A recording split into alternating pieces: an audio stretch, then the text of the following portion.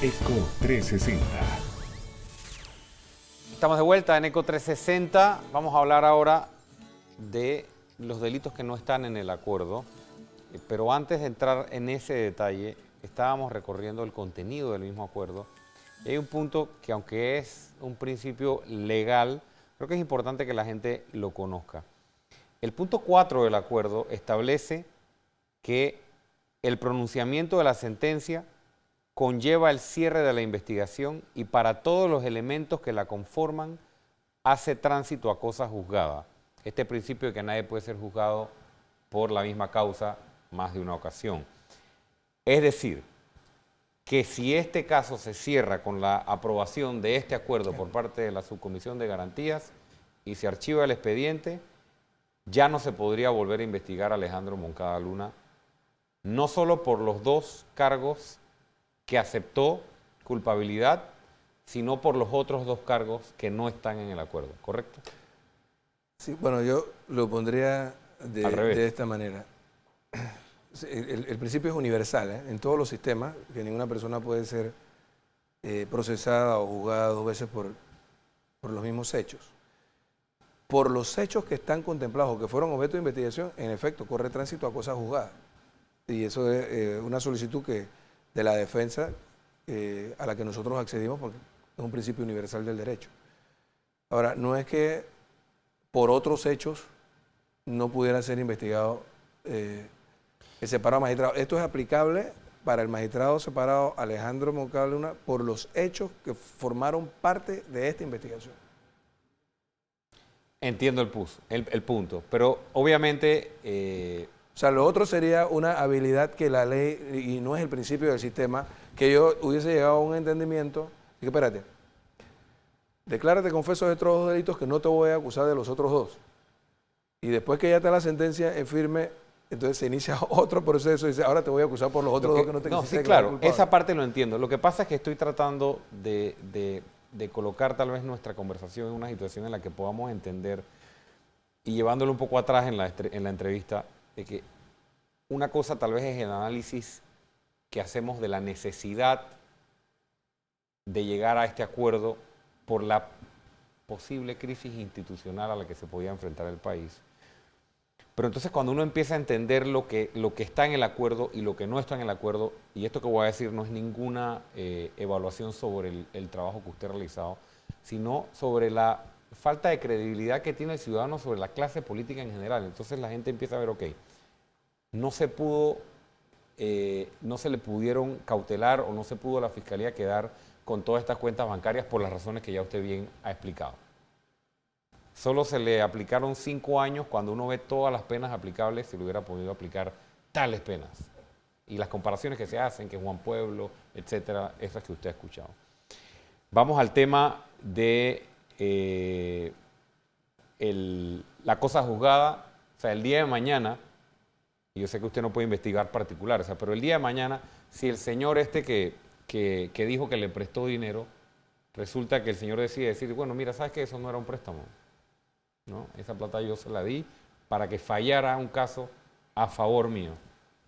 Allí podría haber responsabilidades y investigaciones para el señor ese. Sí, o para pero cualquier ya otra Alejandro persona Moncada Luna nos tenemos que conformar con esto. O sea, no estoy tratando de cuestionar el acuerdo, sino de entender que tal vez esto es lo posible o era lo posible en el momento, pero no hay duda de que muchos tenían aspiraciones, diputados. O por otros hechos también. Se pudieron dar otros hechos que no fueron objeto de la investigación, esos son otros 500 pesos. Pero si es por lo que formó parte, todos los elementos que la conforman, todo lo que formó parte del proceso de investigación, después de suscrito este acuerdo aprobado por la jueza de garantía, dictada la sentencia, ejecutoriada la misma,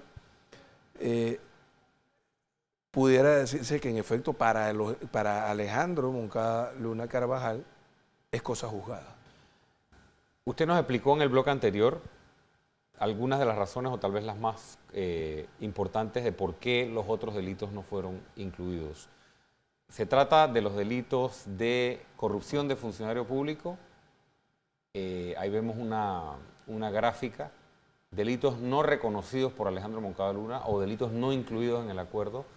está el delito de corrupción del servidor público, que según nuestra legislación penal, cuando se trata de servidores públicos, la pena de prisión puede ser de 4 a 8 años, para particulares de 3 a 6 años, y el otro delito era el delito del blanqueo de capitales, que lleva una pena mínima de 5 años y pudiera ir hasta 12 años.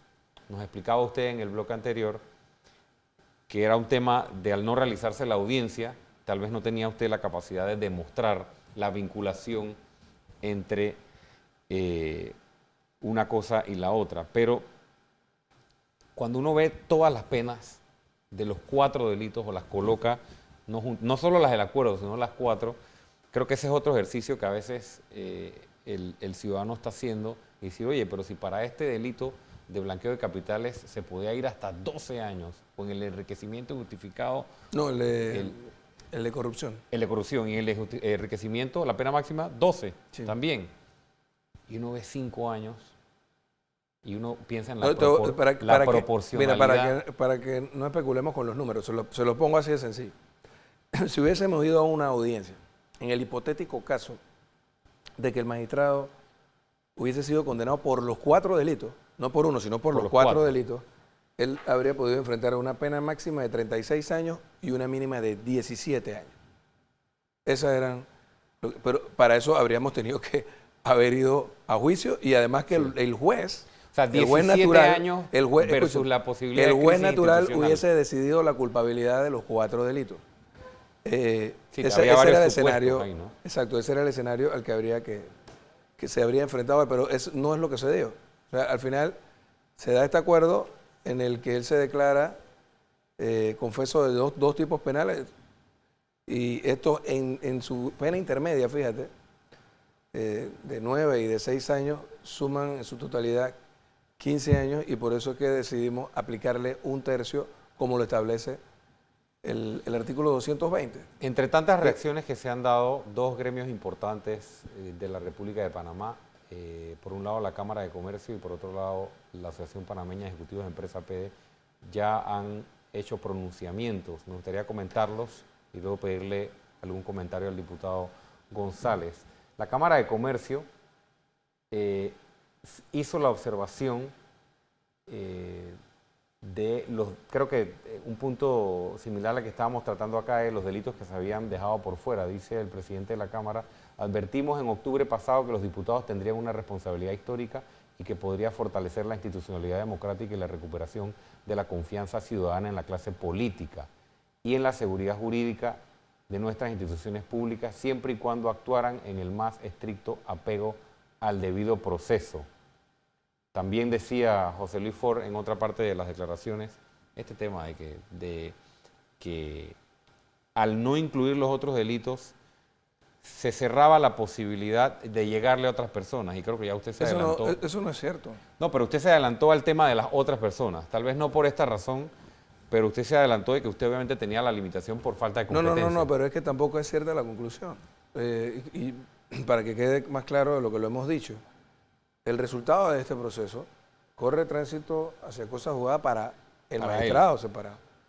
Los delitos, por ejemplo, de blanqueo y de corrupción de servidores públicos obligan al concurso de interpuestas personas, de otras personas. Sí, pero por ejemplo, en el caso y nada impide que las entidades que tienen la facultad constitucional para hacer las correspondientes investigaciones lo hagan, incluso apoyadas en la investigación que ya hizo. Claro, allá iba, para cerrar este bloque. Entonces, pero si en el caso de corrupción y fíjate que yo estuve muy público, pendiente de el planteamiento de Forte y a mí me pareció que fue más bien de un espaldarazo, un aval a lo que se había hecho. Quizás no todo lo que habrían aspirado ellos, pero sí un paso importante que marcó, según su palabra, un antes y un después. En el comunicado de la PEDE hay un claro espaldarazo también a lo que se había logrado y el comentario que quería hacerle es que tal vez eso lo podríamos ver más adelante, ¿no?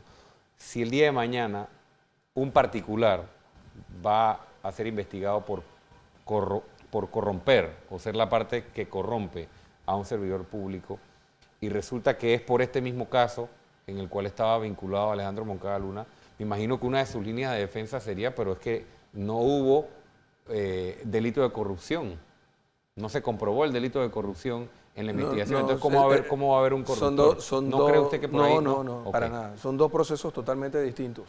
Okay. Son dos procesos totalmente distintos y en ningún momento el alcance de este acuerdo arropa a todas las personas que estuvieron vinculadas a los hechos.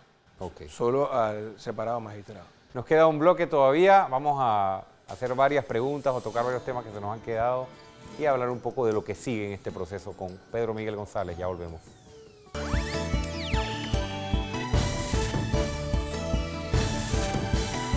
ECO 360.